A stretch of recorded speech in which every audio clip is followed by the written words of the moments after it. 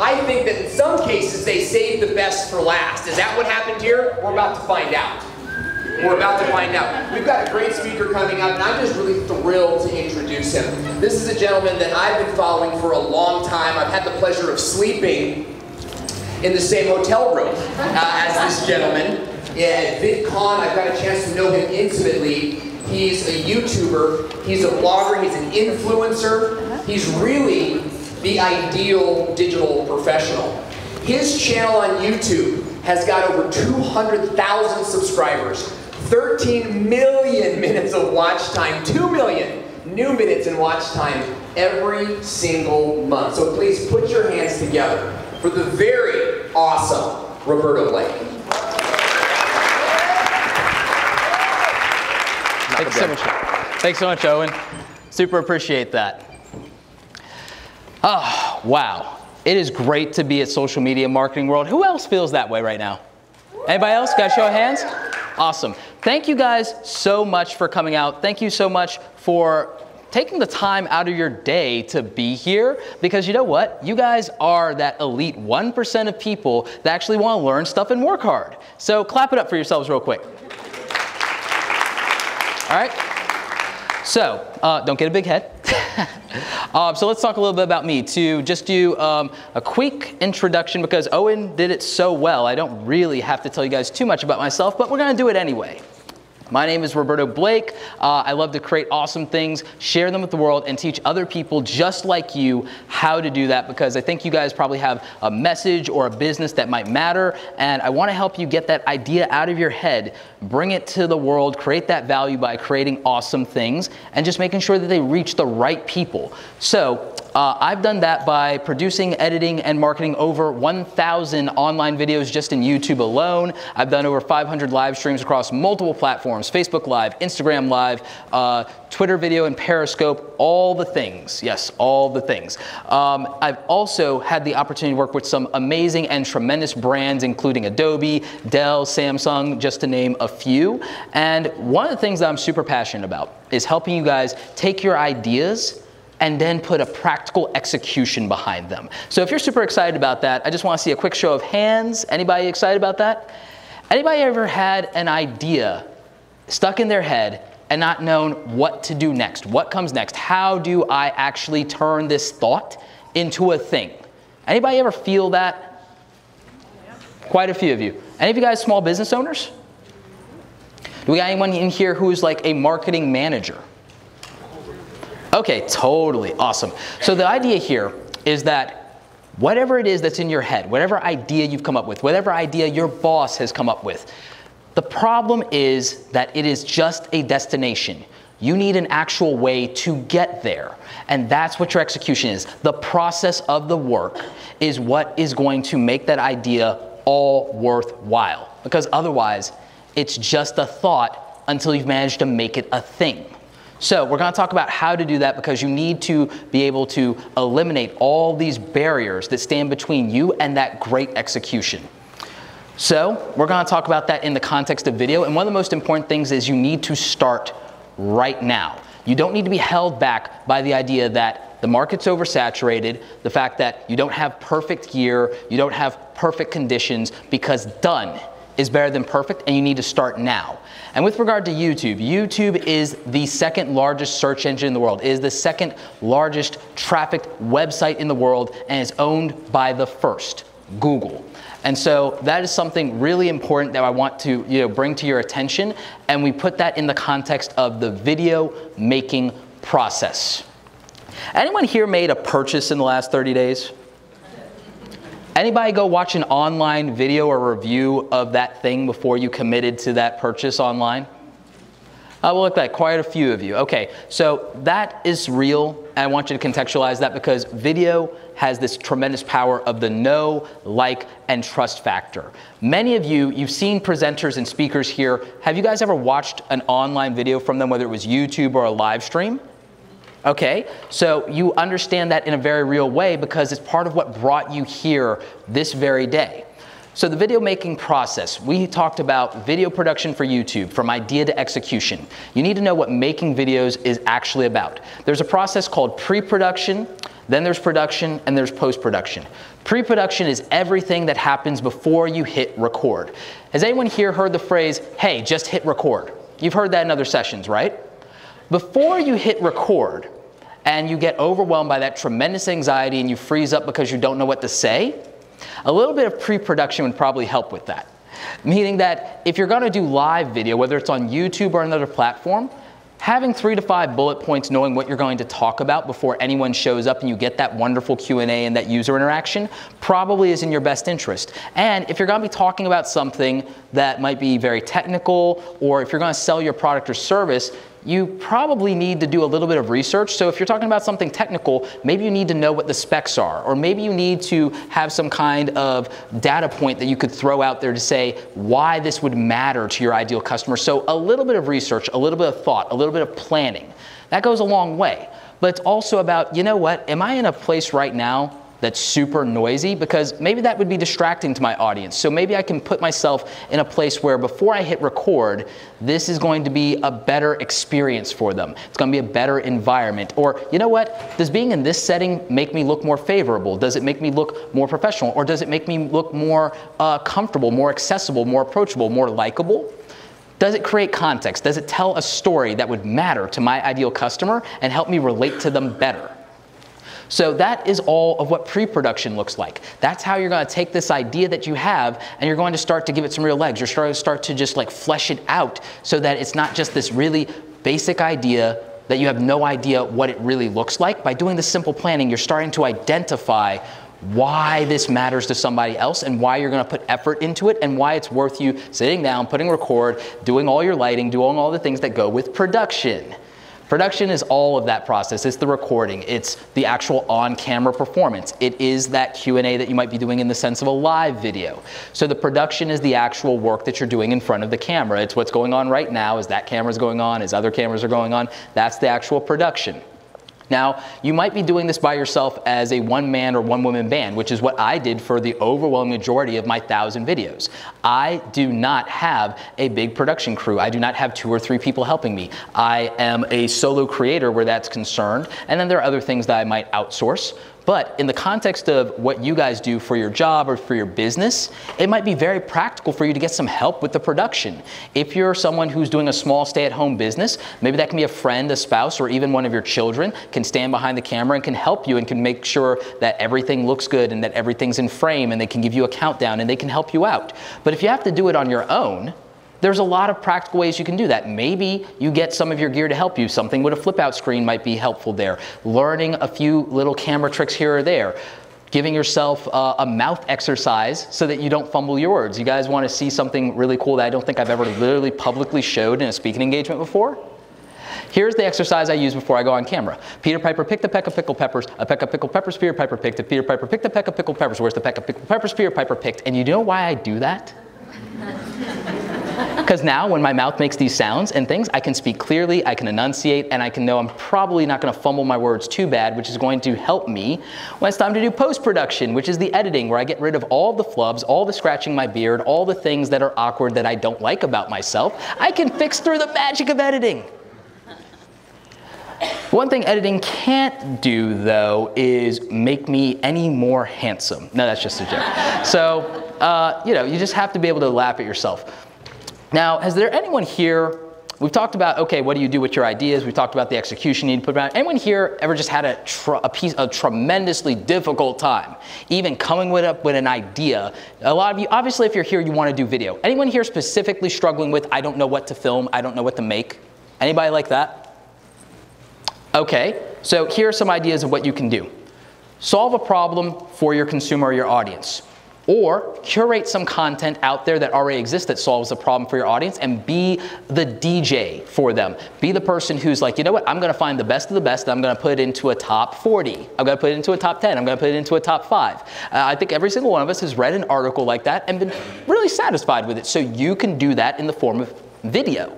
You could also just propose a question to your audience and frame it and explore that question yourself of why you've asked yourself this thing before. And that actually is interesting content because you have this opportunity to connect with people in a very real way. We all have asked ourselves questions at one point, whether it be for our business or for more self-awareness, and that could just be something valuable. And it makes you more human.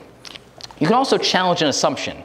If there's something going on in your industry and there is a lot of buzz or news around it, you could either add to that, or you can come up with a counter argument, a counter punch, as they say, to that thing, and you could take the opposing point of view, and that could be interesting content because it would mean that there's not an echo chamber in the industry, and you're giving a voice to other people or another side. You're telling another side of a story. So that is extremely valuable and useful if you can't come up with an idea of your own. You don't have to be original, you just have to have a unique perspective. You know, originality sometimes gets overrated, but it's underpriced in the marketplace. I'll give you a primary real-world example. Anyone ever hear of a tremendous woman from the UK that wrote a story about a Dark Lord, a young man discovering his power? And because I've heard this plot line before, but it turns out that if you do a spin or a variation on that plot line that I think has been done since before I was ever born, you could build a multi-billion-dollar brand, and you can do like 8 films, and I think that's a thing. And anyone ever heard of that? Or is this just something I made up? So understand that being unique and having a unique spin or perspective on something that's already out there, because everyone here is worried about oversaturation in the marketplace, guess what? Unique trumps original. And if you have something with that different and unique perspective that's been brought to a marketplace, you can disrupt it. And people might actually think that that's really cool and different because you had the guts to add your voice to the conversation and come with a different point of view. And finally, let's talk about crowdsourcing material from your community. You could actually go directly to your community and ask them what they want or what they need from you, and that is extraordinarily valuable. It's one thing I really love about YouTube is the community, it's the comment section. It really does become one of your best sources for creating new ideas and content because you will know what's in demand. That data point of knowing what's in demand, there are companies and businesses that would literally, push strangers into traffic if they could just have that sweet, sweet data. So I would just take advantage of it so it's right there for you. So let's talk a little bit real quickly about quality versus quantity. Who here actually believes that quality beats quantity? Anybody? Who here believes that it's about both? Aha. See, I did that with challenging an assumption. I could literally make a video about quality versus quantity, and I could get a ton of views on it because I could challenge an assertion. Or I could put quantity beats quality, and there will be people who will click on that video just so that they comment and tell me why I'm wrong. And that's a hack. Maybe you guys should use that. Do something that people will click on specifically to tell you why you're wrong. But quality is very important. I'm not going to undervalue quality, but I'm going to tell you that do not obsess over quality because done is better than perfect and good enough is good enough. And once you've figured out how to get your quality to an acceptable place in terms of the way that your consumers or customers are happy with, quantity is distribution. Anyone here who has been in a product-based business understands that distribution is the game and that you will make more money on mass producing and distributing a good quality product than getting it 5% better. I think we can all pretty much agree with that one, right? That's probably going to be true just because the math lines up. In the context of YouTube, once you have something for which there is a demand, you need to double down on it, especially if it's converting for you. Because if one video converts for you and it starts to get leads and it gets people on your email list or it starts to sell a product, 5 videos is probably going to do that than 2 more at a higher volume of sales for you than 2 more videos that are 20% better in quality. I want you to also understand that search is the foundation of YouTube and is the culture of YouTube. We talked about YouTube being a search engine. Everyone here who's been to one of these YouTube sessions has heard that drilled down into them over and over again. But I want to make it very real to you. From a customer service standpoint, if you're trying to solve a problem 20 years ago, you're going to the yellow pages, or you're asking a friend, or you're going to somebody that you trust for advice. And today, Well, I just use like the yellow pages to prop up an uneven bookshelf, so I don't really use it to solve, I only use it to solve one problem. If I want a plumber, I'm going to Google for that. But if I want to know how to actually fix my own kitchen sink so that I don't have to shell out that 50 bucks, I can go watch a YouTube video for that. YouTube is a culture of search. Are you positioning yourself to be discovered? It's not about being noticed for you guys. You guys, for the most part, are not trying to become YouTube famous. You're not trying to create a viral video. You are trying to solve a problem for your customer so that they understand that you can solve that problem for them in the future, so that it can lead to them being in your ecosystem and a buying relationship, or so they can give you referral business. So be the answer that someone's looking for. And that's part of that quantity versus quality conversation. Quality is the experience. It's not always the production values. It's not always the fancy camera gear that I like and I'm going to teach you how to use a little bit today, but it is about the quality of the experience. And the more you show up for somebody, the more they have that feeling of familiarity and the more they trust you because you're being consistent and you're being reliable for them. So we talked about doing research pretty early on, but I want to reiterate that it is probably one of the most intensive parts of the process. If you guys were in Sunny Lenarduzzi's section, she gave you guys a great framework for doing your research, but I'm also going to give you a couple of quick hacks. If you guys use search.twitter.com and you look at what's going on in your niche, you can see the problems people are having in real time, and you can make content that addresses that problem. You can also see how many people share that problem. So look for those hashtags that relate to your industry and see what the conversation is, and then use content to add your voice to that conversation. That's part of how you become the solution that people are looking for. That's how you become the answer to their problem. You have to do the research to put yourself in that position. That is part of taking your idea and make it an execution. It has to be an execution that matters to someone, and you know it matters to someone when you do your research. Make those data-driven decisions. Bless you. You're very welcome. So script or no script? There are a lot of people who will tell you that they don't use a script. I am one of them, and that's me. I usually know my content totally cold. It's usually for me a matter of storytelling, speaking from experience, and that's probably why I'm on this stage right now. But that's not for everybody. And when you're in a service or a product industry, and when you're trying to build a reputation and you want people to trust you, you can go one of two ways on this. You can go with a script, you can go with a lack of a script, which means that you're off the cuff, you're in real time, you're authentic. This is where using things like YouTube Live and doing Q&A can come into play, but you would have to know your content cold. You'd also have to be very confident and comfortable. And when you're just starting out, that's probably not the easiest thing to do. I mean, does anyone here, when they're in a completely new situation, get a little bit of anxiety? If I told you guys that I'm actually really straight up an introvert, you guys probably don't believe me, right? I actually used to suffer from severe anxiety, social anxiety. When I was a kid, I breathed into a paper bag because I would get palpitations. And now I'm in here, on stage talking to you guys like off the top of my head about things I know and things I care about. And I've made 1,000 videos. So that means, guess what? You can win if you're an introvert in this audience. You can win. And you can get comfortable on camera, like I did, by sucking out loud with 50, 60 videos before you get it right.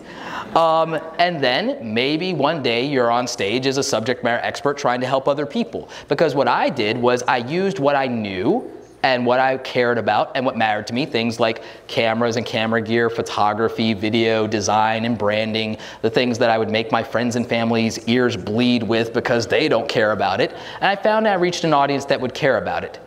In a situation where I wasn't necessarily comfortable to do that, I would have used a script. In doing tutorial videos when I started out trying to teach people Photoshop, I had to use at least an outline as a script because I needed to make sure that I'm walking through the process in a way that makes sense and in the order that would let someone follow along easily and not be intimidated. I need to relieve their anxiety, and having a script relieved my anxiety about doing it. So don't think you have to know all your stuff cold and you have to be able to do it off the top of your head to be good. And also don't think that if you don't use a script that you're doing it wrong and you're unprofessional. You have to be self-aware and confident in knowing what your strengths are and just play to them.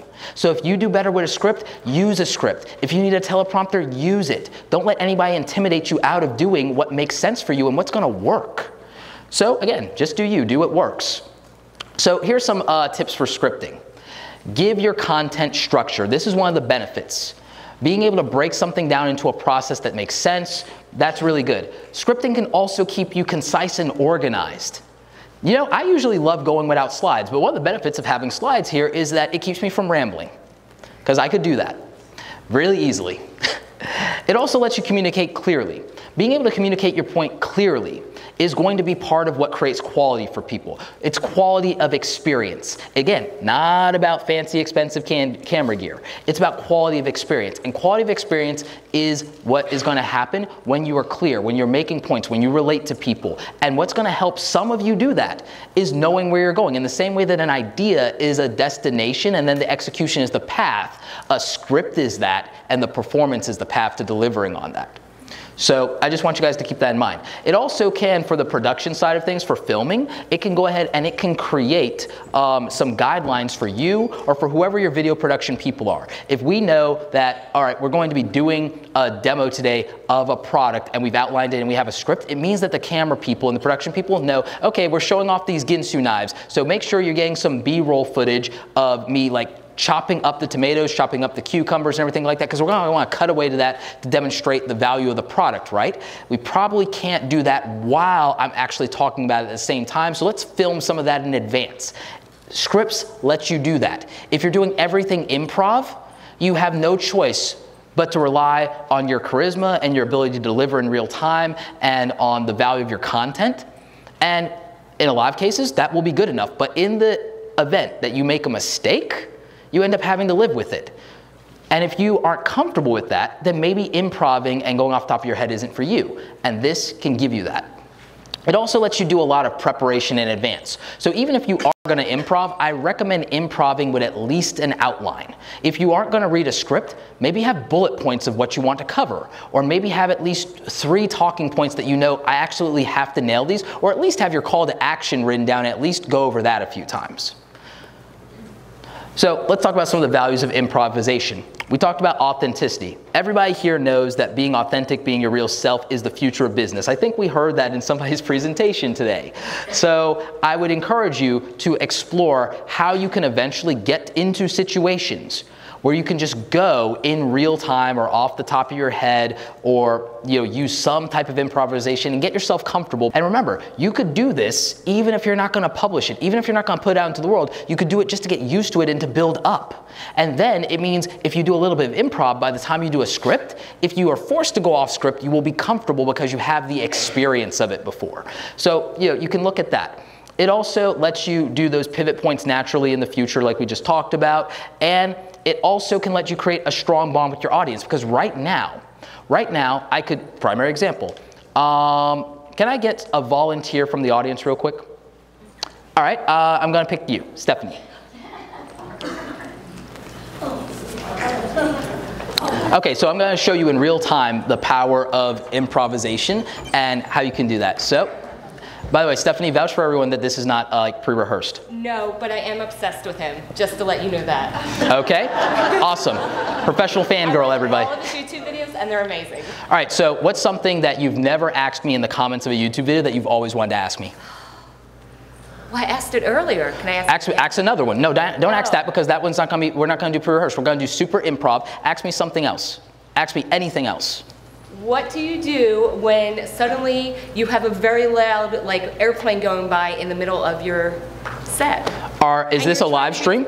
Yeah, you're trying to be professional. You don't want them to know that you're shooting in your bathroom or something. All right, so when chaos happens, if it's live. When chaos happens, what do you do? Right, so when chaos happens when it's live, what I would do in that situation is be self-effacing humor. Make fun of the chaos and make it an experience point so that you can have that bond with your audience, and then you can make it an inside joke.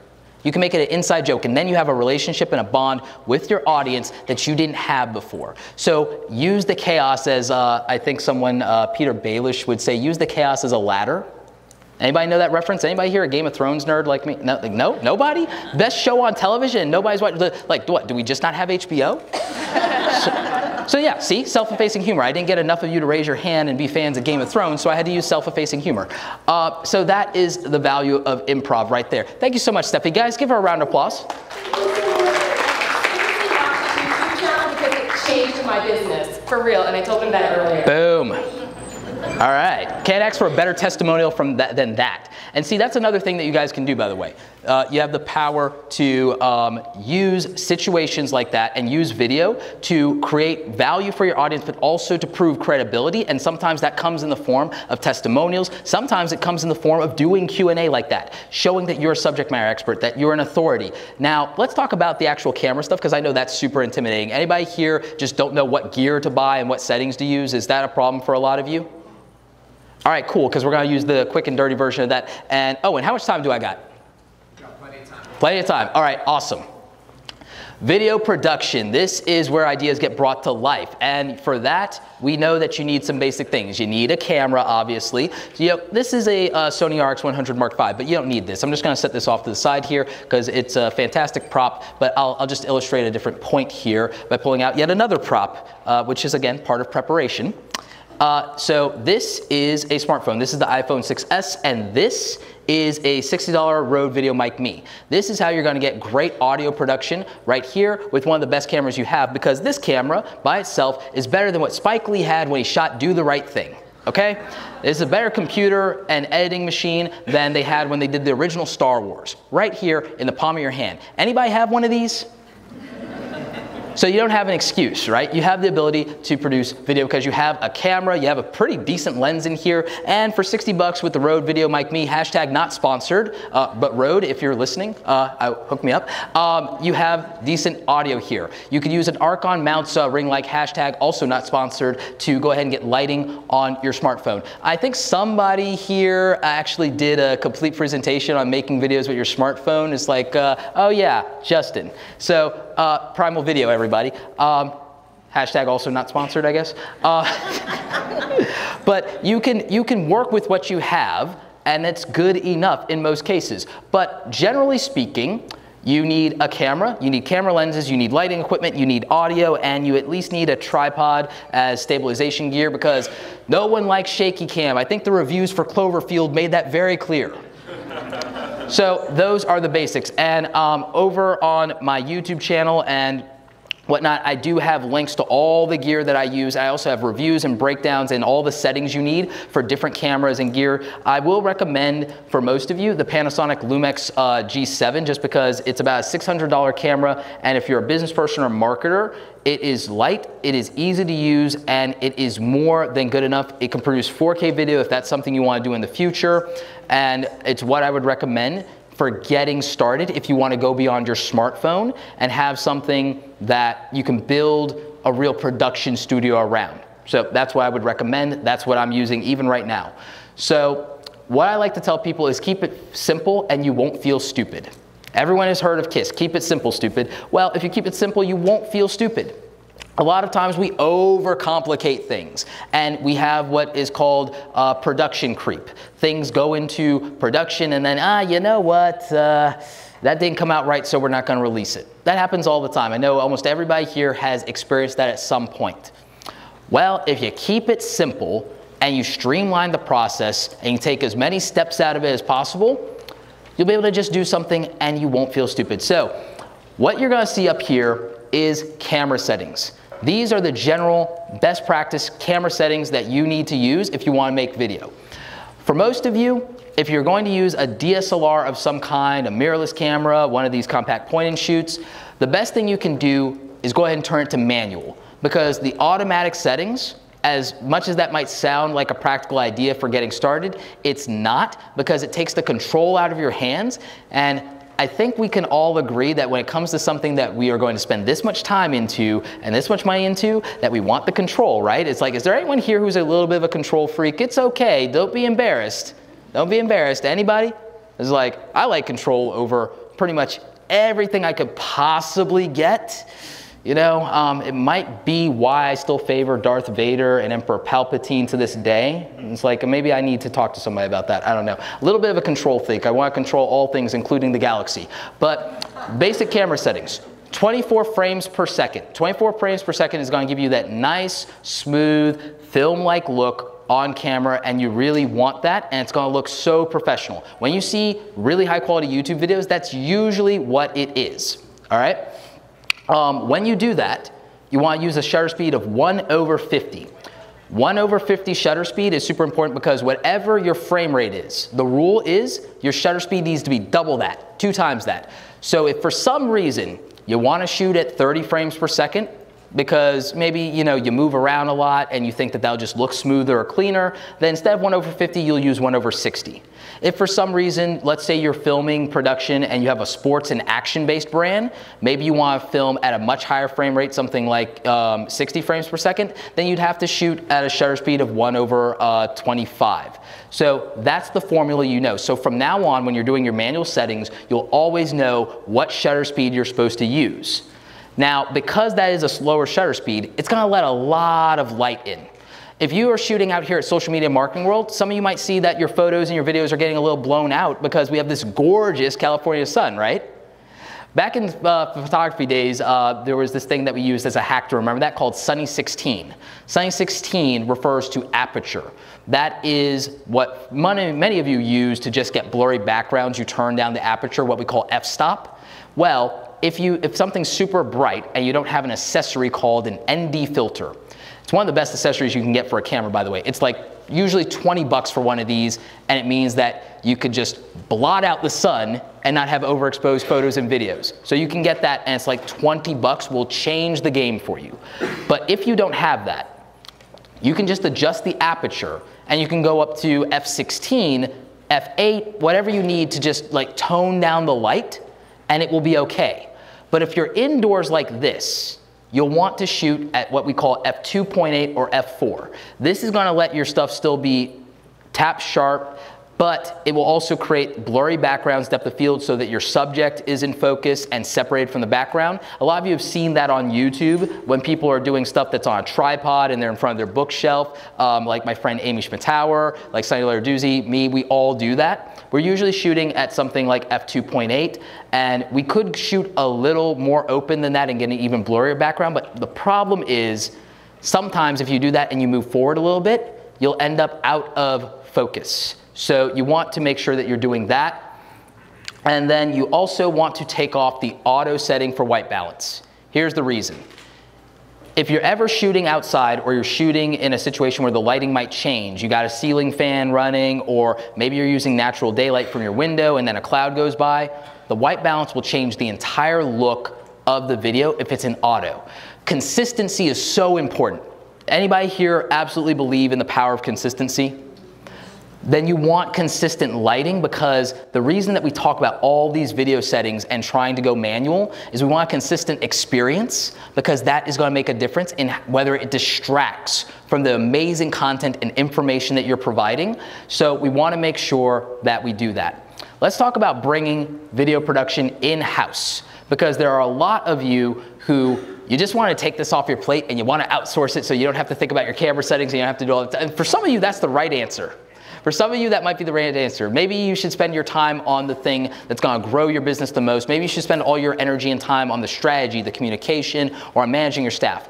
But if possible, I would advise you within your business or within the company that you work in to try to build an in-house team and bring that in, because when you do need to do a high-end production, you can absolutely outsource that. But in the moment that someone has a great idea that you need to get to market, having that team in-house lets you just pull the trigger.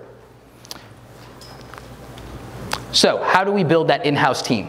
You need a director. You need somebody to go ahead and take those ideas and flesh them out like we talked about. Someone who can do the research, someone who can do the setup, somebody who can think of all the things.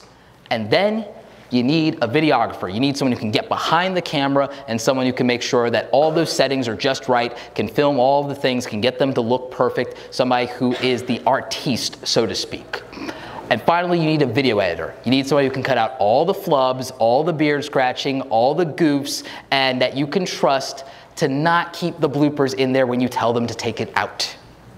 So that is what you need as the foundation of your team. I've produced and edited 1,000 videos by myself for YouTube alone. That was not easy to do, but with the power of consistency, it meant that I learned a lot of lessons that I'm able to pass on to you guys. Understand that the videos that you make are not always going to be perfect. There's always going to be something that you want better, and you can use that data point to grow. And in the process of it, also understand that you'll find what quality looks like to your audience, because the audience perception of quality may not be your perception of quality, especially if you're like me and you're always in your own head all the time, rambling to yourself about all the mistakes that you made and how it's going to be 100 times better tomorrow. Anybody here go through that, or is it just me? Okay, I'm not alone. Excellent. As I said earlier, your phone is good enough. Don't overthink the production. If your biggest problem right now is you just can't get started, or you feel like you're shy, or you feel like you want to do video, but you just can't bring yourself to do it, my challenge to you today is, after you leave this session, pull out your phone, shoot a video, even if it's 60 seconds, doesn't matter what it is, and tweet it at me. At Roberto Blake on Twitter. Tweet it at me, because your phone is good enough. Your phone is better than the camera that Spike Lee had when he shot Do the Right Thing. Period. End of story. It just is. It's just truth. It's just truth. Every camera that I bought when I was in college, it's crap compared to this phone. I mean, that's just how it is. So go out there and create something awesome on your phone and tweet it at me, and I will comment on it, and I promise, I will be merciful.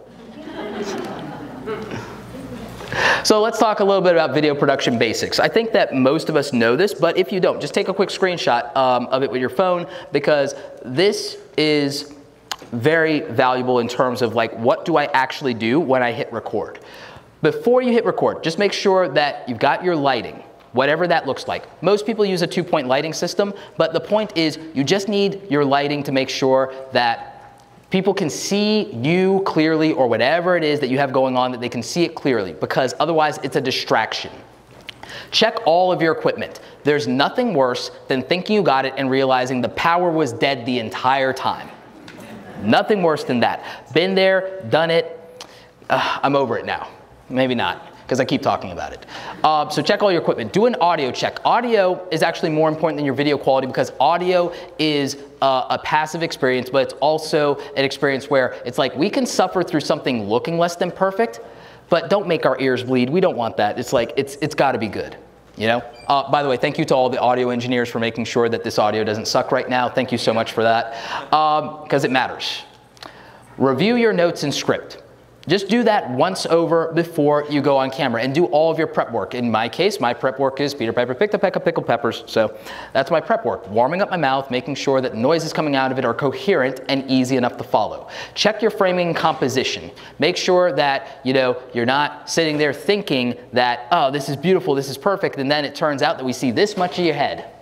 You just want to check those things. And that's where having somebody else that can help you might be really good, because you have another pair of eyes. Because if you're worried about your on-camera performance, maybe you're not able to check all these things by yourself. For me, that was one of the struggles getting started, was how could I master this with what I had, which was me. I was all I had to rely on. Some of you might be in that same situation, or you might be the only person in the office that really believes in video, and you might have to do everything yourself. You may not be able to win people over to help you, so you have to figure out what you can do to just get it as good as possible on your own as your starting point, and then you can go from there. And then maybe your equipment helps with that, just depending on what you get. Use the equipment to get out of your way. If it helps get something out of your way, then it's the right equipment. It doesn't matter what it costs. It doesn't matter if it's cheap or if it's expensive. If it makes it easier for you to just hit record and be satisfied with what comes out the other end, it's the right gear. That's the answer. So shoot your A-roll. A-roll is your main camera. It's the thing that for most of you will be straight to camera. B-roll is your alternatives. So if I'm doing show and tell and I say, hey, you know, the Sony RX100 is a great camera, being able to cut to a close-up of the camera instead of me just continuing to talk about it, B-roll is about show, don't tell. So if I said it, I need to show it. So it's a reference point. So that's what B-roll is. And B-roll can be done if you're looking at your notes and your preparation and your script. And again, at least have notes or at least have bullet points. You can know what B-roll you need to shoot. Now, if you've already shot your A-roll and you're editing, you could go back and you could shoot B-roll and then just bring it into the editing at the end. So it's just a matter of how you want to do it. Do you think that, okay, I want to get the camera performance out of the way, and then I can add context to it after I know what I have? Because maybe you prepped and you did overkill because you didn't keep it simple. So just figure out what is comfortable for you and what's your process, whether you'd like to prepare in advance or whether you'd like to review what you have and then only create what's necessary instead of maybe having too much. So that's what I would recommend in terms of video production basics. Let's talk about quality video and the fact that it comes down to quality of experience, the quality of the experience that the video creates. The reason that I talk about this is because I have to split into two things, objective and subjective quality. This is one you will definitely want a screen capture of. You will definitely want to take a picture of that, because I have not talked about this online out loud in my YouTube videos yet. This is something that you guys are getting for the first time right now. This is the definition of objective quality. Visual quality, audio quality, and editing quality. Visual quality is things like the lighting. It is the actual set and background. It's about eliminating distractions to your performance. So that's what the video quality is supposed to do. It's supposed to eliminate distractions to performance. If you are sharp and in focus, it is easier to pay attention to you. If your face ends up blurred out on camera, that is the distraction and undermines your credibility. And it just makes it harder to watch. If it is supremely dark in your videos and you've got grain and noise in there so that it looks like it's snowing on your face and on your t-shirt, that is bad, because it is a distraction from all the wonderful information that you're giving me. So that is important to understand what visual quality is. Audio quality is, are my ears bleeding right now? Is there a fan in the background? Is there a noise that I just cannot stand? Because guess what? I'm going to click off the video. So that audio experience is important. Editing quality. If the editing is done, less than perfect, that's one thing. If the editing feels very sloppy, and by that I mean there's a 3-second drawn out pause in between things that wasn't done for dramatic effect, then that's a problem, because you're interrupting the experience. If there's something that clearly should have been edited out and it's in there, it's detracting from the experience. Editing is to get the experience down to the absolute necessities and to make it feel comfortable for the viewer, and to also be respectful of their time and move them along as quickly as possible, or to create additional context. Meaning that if you said something and it may have been hard to pronounce, or you even might have mispronounced it, it might be a good idea to have the editor put the spelling of the thing on camera. If you call out a URL and it's a long URL or it's a complicated website name, then maybe having that on screen so that people know what it is a valuable idea. If you mention your store or your store's location, put that on screen so people can see it and read it in case they couldn't hear it clearly for whatever reason. If you are mentioning your website, go ahead and put it up. If you're mentioning your Twitter handle, have that fly in and say, at Roberto Blake, tweet at me. Like, go ahead and create that additional context and make sure that there's clarity. And use editing as a tool to do that. Again, it's not about it being fancy, it's about it being right. It's not about being perfect. It can be simple, but that simple thing could be the most valuable. Subjective quality. Subjective quality is this interesting, is this relevant, and is it engaging? This is the part of when people say make quality content. We did the objective part, that's all the technical things of what the experience of watching the video is from a hearing, seeing it standpoint. But in terms of what you actually are delivering on, is it interesting? Is this something that was worth the time that it took to click on it, and is it worth sitting through? Now, is it relevant to me now that I've done that? Is like, was that something that's like, oh, I watched that, there's 5 minutes of my life? Or is this something that is meaningful to me and that I will, because it's meaningful to me, engage with it and go to your email list or go to your website or buy your product or hire you? Is it going to drive me to go from watching passively to doing something actionable? That is what the quality subjectively is, and you have to make an emotional connection to do that. You have to also trigger intellectual curiosity.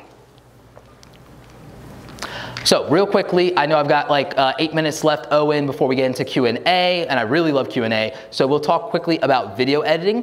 And video editing is the thing that I really love personally, but if you're a business, and even I as a business, I'm going from doing this as a solo creator, I want to double the volume of my content, so I'm going to outsource it. I'm going to essentially clone myself. Some of you should do that, and some of you should just outsource the video editing because you're doing the really hard part, which is you are coming up with a great idea, you're executing on it in terms of performance, polishing that and getting that down to the bare minimum of being concise and delivering. maybe that's something that someone else can do so you can focus on the business aspect. But on the other hand, if you're me and you're neurotic, it takes you 3 or 4 years to work up the guts to put your brand in someone else's hands, so you might want the creative control. And that's the value of bringing this in-house, is you have creative control. It means that you are right there over someone's shoulder so that when there's a part of the video that covers something that might be under NDA, you're right there to catch it and you can say, nope, edit that out. So that's important to understand. And again, the editing process, keep it simple. The tools that I prefer to use are, and again, keep it simple so you won't feel stupid. It's like, let's just keep that in mind. Quote me on that.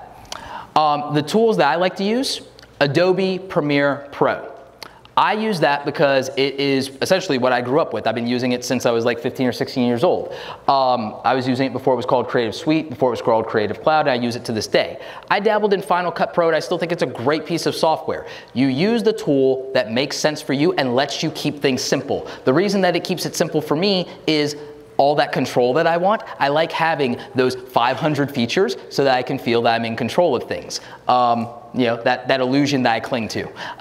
But for some of you, using your smartphone and using something like Premiere Clip might be more than good enough. Using something like iMovie, using something like Split, using something like Filmora Go, using something like Adobe Spark. If you need a free tool that would let you edit in browser or on your phone, you can use Adobe Spark. So, hashtag not sponsored. So, don't want the FCC coming for it. But like, so just focus on keeping it simple and focus on the basics. Import and organize your footage. Create any additional titles you might need, like I talked about, put your website, your phone number in there. If you're gonna say it, show it. All of those things. Cut out any unnecessary mistakes. Add your B-roll footage in.